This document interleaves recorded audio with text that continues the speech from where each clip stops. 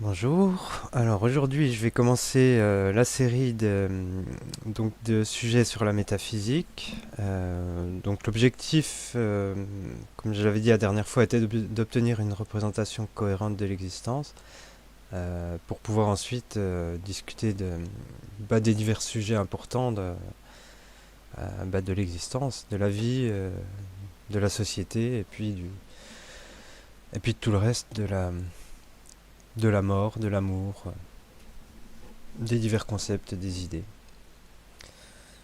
Euh, Aujourd'hui, donc, ce sera la première vidéo officielle de cette série de métaphysique. Je ne sais pas du tout combien il y en aura. J'ai déjà quelques-unes qui sont prévues prochainement. Alors aujourd'hui, parlons du jeu de l'inexistence. Alors ça, c'est un dessin que j'avais fait il y a quelques jours pour une première présentation. Et puis, j'ai continué à refaire des petits ombrages et des petits détails. Donc, comme je disais, pour moi, ça représente un petit peu la vision du monde qu'on peut avoir, ou même le monde tel qu'il est organisé actuellement. Et puis, l'impression que ça laisse si on regarde ce qui se passe autour de nous, toute l'information qui nous vient un peu de manière souvent indirecte, qui nous est énoncée et qu'on doit accepter tel quel. Ce qui fait qu'on a, comme vous le voyez, c'est un peu le fouillis là-dedans. On a du mal à s'y retrouver. Alors c'est quoi ce jeu de l'inexistence? D'ailleurs oui, ça pourrait faire un jeu sympa, c'est un jeu de plateau. On commence, on balance son pion là, sur le plateau, là le dessin. D'ailleurs le pion, il faut qu'il soit choisi au hasard, c'est une identité. Et puis là où on commence, on reçoit un passé, un présent et un futur. Ouais, parce que le futur, il doit être tracé de toute façon. Donc à chaque tour, on lance les dés.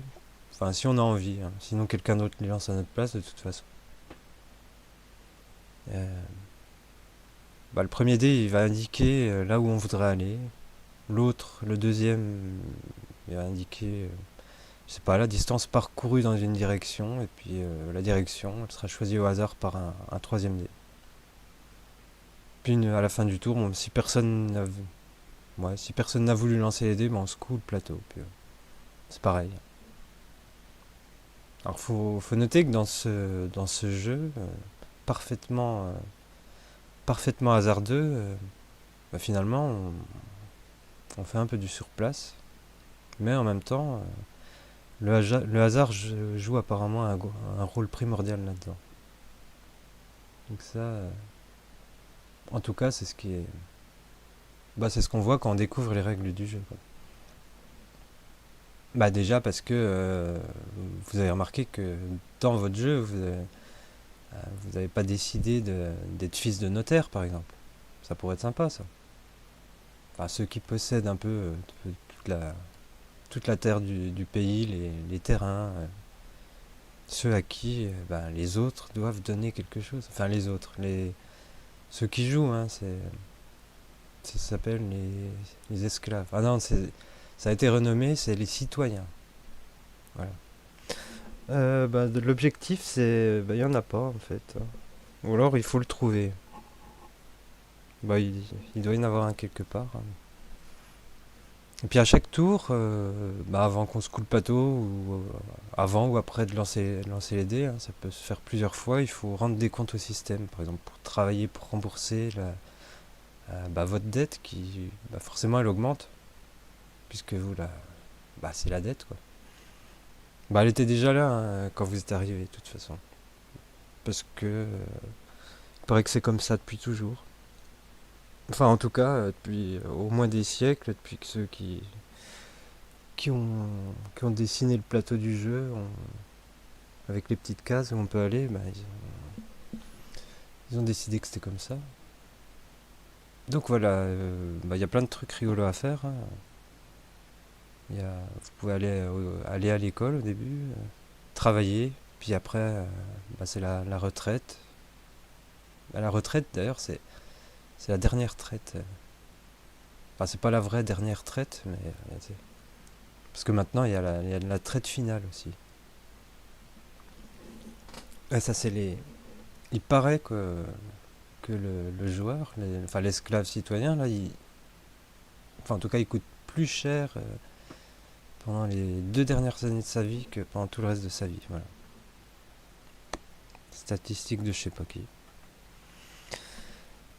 Euh, Ah si, il existe une fausse sortie aussi en haut. Celle-là. Alors celle-là, elle est très séduisante. Puis de toute façon, le jeu, il y mène forcément parce que bah, c'est une case où c'est comme la case prison au Monopoly, sauf qu'une fois qu'on y est, bah, de toute façon, on n'en sort plus jamais. C'est comme, bah, le temps, il s'arrête. Voilà. Alors, bah, est-ce qu'on a gagné quand on est là? Je sais pas. Enfin, pas pour moi en tout cas. Bon, bah, peut-être que le vrai gagnant, c'est celui qui balancerait tout le jeu et tous les pions. C'est-à-dire quitter le jeu de l'inexistence, c'est commencer à exister. Ce serait peut-être ça. Bah alors, est-ce qu'il y a une sortie? Ben, en fait, si on prend du recul et puis qu'on regarde bien les choses, et pas en se contentant de regarder ce qui nous vient, ce qui vient de toutes les directions autour de nous, mais qu'on a bien compris dans quelle direction il fallait regarder, c'est-à-dire vers le bas, bah c'est là qu'il existerait une sortie. Elle est un peu cachée par par plein de choses. Ah oui, gardée par des adjectifs. Déjà, faut se demander pourquoi chercher une sortie. Bah c'est inutile, de toute façon, ennuyeux, ridicule. La sortie est incroyable, c'est compliqué, c'est impossible, c'est même impensable. Alors c'est faux. Bah, tous ces mots d'ailleurs qui ont un sens uniquement sur le plateau de jeu d'ailleurs, pas dans la sortie. Ah puis il y a encore pire, c'est illégal, amoral, c'est mal, c'est utopique. Alors ça je sais pas trop, c'est utopique, c'est comme anarchique, c'est censé être bien, mais en fait ça veut dire nul ou faut pas y aller, je sais pas. Donc ces adjectifs bah, font que finalement pourquoi on irait là-bas, on verra plus tard. Et puis en plus c'est entouré par un brouillard de mensonges, de trucs qui font peur ou de trucs plus intéressants à regarder ailleurs.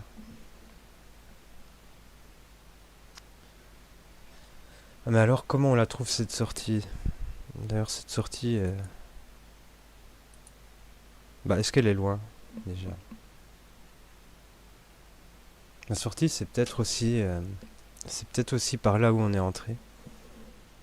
Si, si on comprend comment on est entré dans ce jeu, peut-être on peut savoir comment en sortir. D'ailleurs, est-ce qu'on veut vraiment en sortir? Est-ce qu'il faut en sortir? Bah ça, ce serait peut-être une question qu'il faut se poser quand on sera devant.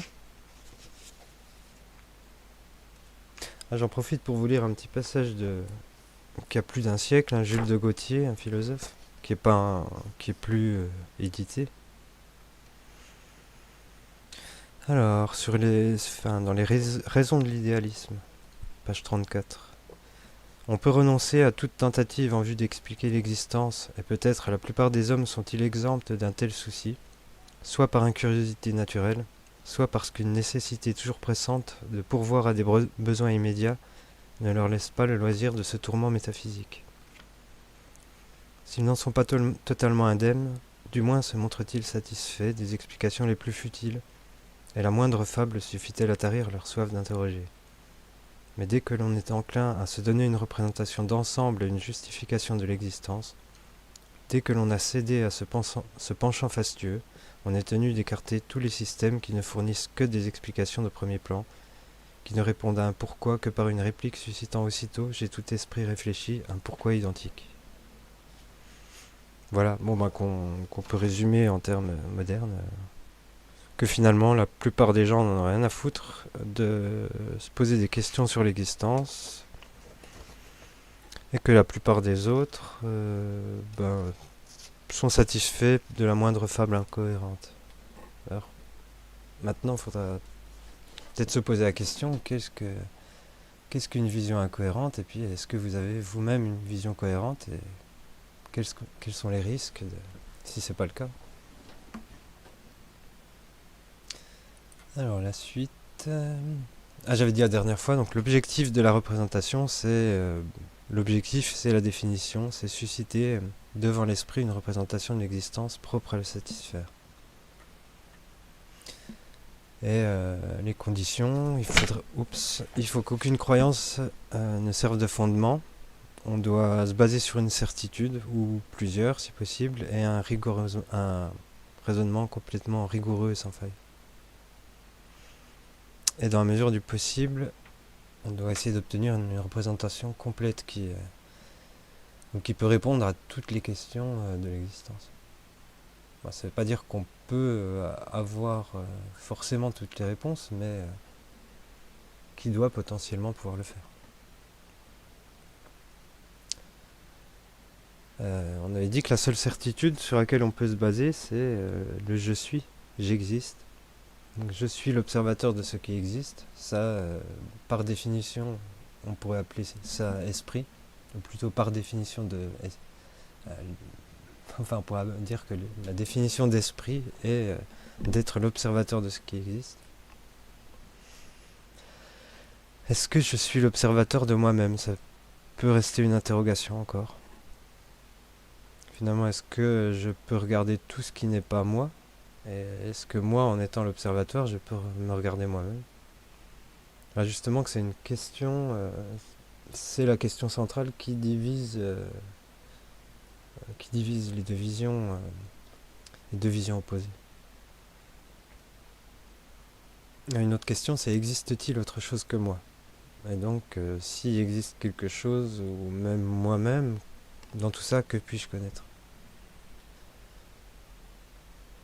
Alors, il y a trois possibilités à cette question. Soit on peut décider que on peut rien connaître, enfin en tout cas que rien concernant le réel, c'est-à-dire que ce qui serait vécu tout simplement serait un ensemble d'événements sans aucune réalité derrière, c'est simple, ni aucune représentation de cette réalité. Sinon, on peut répondre qu'on peut connaître une partie du réel. Donc il y a une partie qui est connaissable et une partie inconnaissable. C'est une représentation dualiste. Et sinon, on peut répondre qu'on peut tout connaître. Et là, ça mènera à une représentation moniste.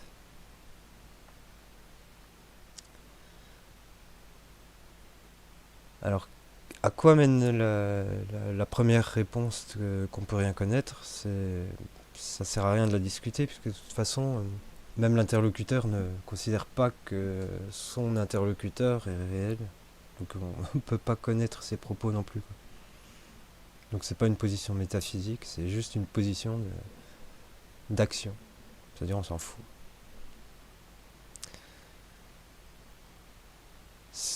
Concernant la représentation dualiste, il faut pouvoir discuter aussi de qu'est-ce qui différencie ce qu'on peut connaître de ce qu'on ne peut pas connaître. Qu'est-ce qui est connaissable et inconnaissable. Et donc sur les questions d'avant, est-ce que je suis moi-même partiellement inconnaissable ou connaissable pour moi-même? Alors cette vision dualiste, elle implique immédiatement une notion de hiérarchie. C'est-à-dire que si ce qui n'est pas connaissable agit sur ce qui est connaissable, ça peut pas agir dans l'autre sens, puisque sinon les deux deviennent connaissables l'un pour l'autre. Il y a une sorte d'équivalence, c'est-à-dire que on va dire une causalité qui permet de connaître ce qui se passe de l'autre côté par des liens dans un sens et dans l'autre. Voilà, donc ça signifie que la seule vision dualiste possible implique une hiérarchie avec une vraie réalité qui agit sur une illusion de réalité. Et enfin, la dernière représentation moniste, celle-là, on peut dire qu'elle définit le réel, puisque si on dit que le réel, c'est ce que je peux connaître ou ce que l'esprit peut connaître, eh bien, tout est potentiellement connaissable. Alors, ça mène à, on va dire, il y a trois représentations métaphysiques habituellement présentées. Alors, la plus répandue, on va dire en science, bah, quand il s'agit de discussions purement scientifiques, c'est le matérialisme. C'est-à-dire que dans cette vision, il existe un univers avec de la matière dedans, de l'énergie, enfin en tout cas une chose, un objet extérieur, et que c'est cette matière qui, bah, là-dedans, crée quelque chose qui émerge, la pensée et la conscience.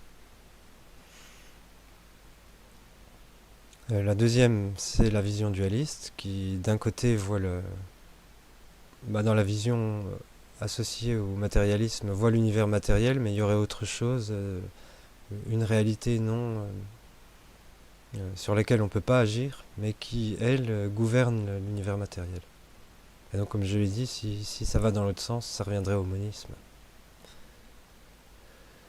Donc, à gauche, la première, le matérialisme, c'est considéré comme un monisme. Je vous montrerai qu'en fait, c'est au contraire un ensemble fouillis de dualismes qui sont complètement incohérents. Et la dernière, c'est ce qu'on appelle idéalisme ou à une époque qui s'appelait penséisme, ça s'appelle aussi spiritualisme ou le intellectualisme. C'est-à-dire que on part d'abord de la pensée, des idées dans lesquelles l'univers émerge en tant qu'idée. Donc c'est une vision ancienne, bien plus ancienne, en tout cas qu'on connaît de façon historique, de façon plus ancienne que les autres, parce que on va dire que le dualisme est plutôt venu à émerger des religions judéo-chrétiennes, et le matérialisme, on va dire, a émergé avec les fondements des sociétés technologiques, on va dire, occidentales, c'est-à-dire ce qu'on appelle société scientifique, mais scientiste. Donc comme on a actuellement, en fonctionnement chez nous, en France, dans les pays d'Occident. Donc l'idéalisme, c'est relativement vieux, hein, puisque même les enseignements anciens d'Hermès, d'occultisme, dans lesquels on dit que le tout est esprit et l'univers est mental.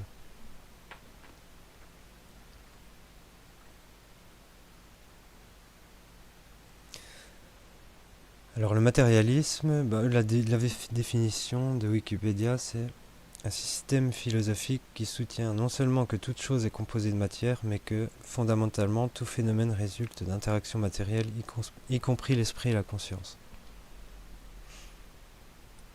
Ce qui implique aussi qu'il existe une substance, la matière, qui existe dans l'espace et le temps, qui sont des supposés a priori. Et cette substance est dirigée par des règles qu'on appelle des lois physiques. Et on suppose que ces règles peuvent être mises sous la forme d'équations mathématiques.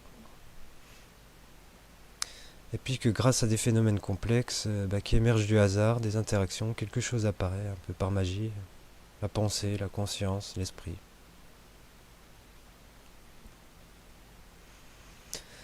Alors pour la définition du dualisme de Wikipédia, ils mettent doctrine métaphysique qui a établi l'existence de deux principes irréductibles et indépendants. Après, s'ils sont indépendants, il y en a un qui dépendait de l'autre, parce que sinon ça sert à rien. C'est comme dire qu'il y a, en fait, il n'y a pas un univers, mais il y en a 55, mais bon, ils sont inobservables.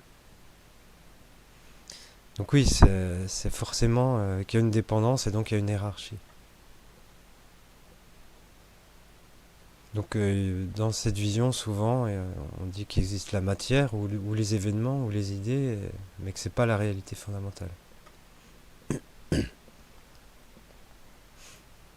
Alors cette autre chose qui existe fondamentalement, je reviendrai aussi en détail plus sur l'explication du matérialisme.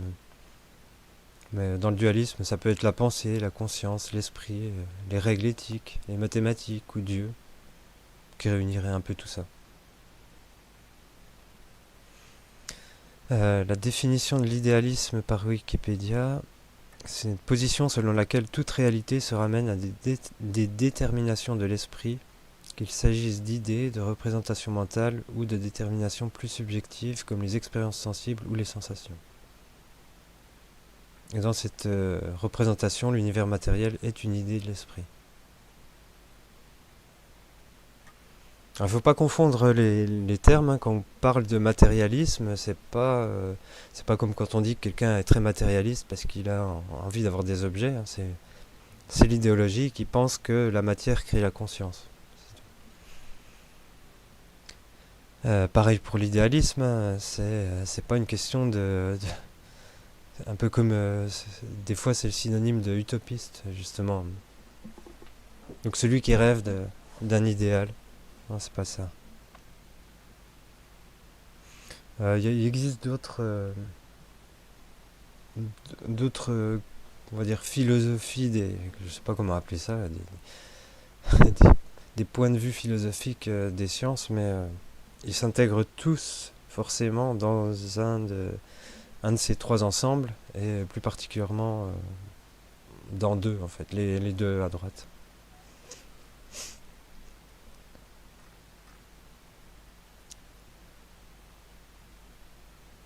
Euh,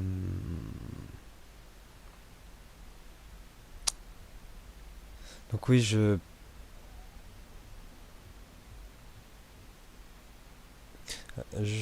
vais... Oups.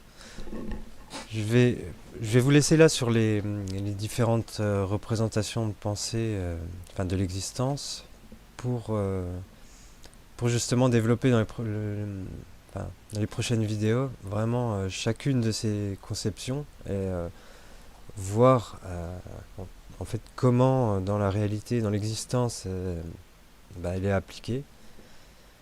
Il faut savoir que hum, dans, on va dire dans cette société, dans le monde tel qu'il fonctionne, en réalité on n'en applique une seule. Elle a été définie comme ça. Toutes les autres sont des approximations de celle-là. Euh, si on applique une des deux autres complètement, ben, on verra que ça a des implications sur la façon de fonctionner et la façon de décider des règles, des objectifs et des moyens d'arriver à quelque chose. Donc ça changerait toute la politique, toute l'économie, toute la façon de produire des choses, que ce soit dans l'agriculture ou dans l'industrie. Et voilà, donc tout ça a un intérêt quand même pratique. C'est pour ça que je m'adresse à tout le monde, même si c'est de la métaphysique. Là, d'ailleurs, pourquoi sinon faire des vidéos, sinon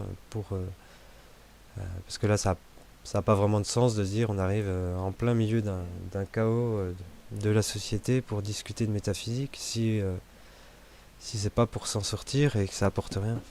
Et au contraire, pour moi, c'est la seule sortie. Il y a deux manières de trouver cette sortie. Il y a simplement en se posant les questions métaphysiques, comme je le fais ici.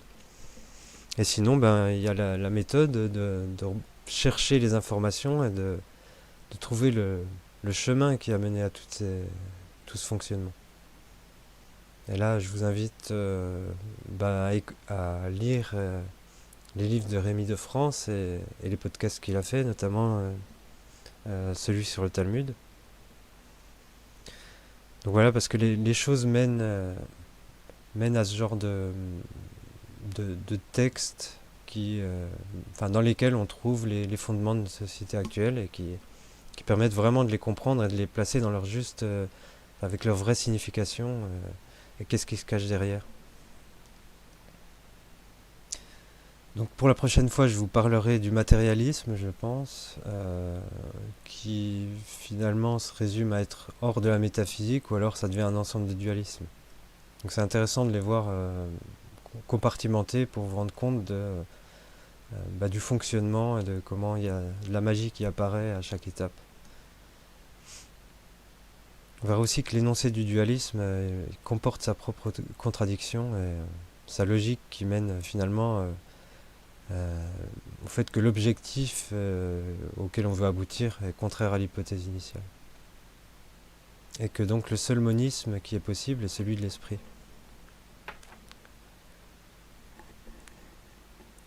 Voilà. Et donc avoir cette vision correcte de l'existence, ça va nous permettre aussi de mettre en lumière tout ce qui se cache derrière le contrôle de la pensée, des actions, de la politique, de tout ce qui est dit en science, dans tout domaine. Donc ça vous permettra de repérer si vous êtes face à quelqu'un qui défend en fait au fond la même idéologie, hein, parce qu'il faudra les mettre en lumière, même tous ceux qui se font passer là pour des sauveurs et qui, par exemple, en science, combattent le matérialisme pour proposer le dualisme.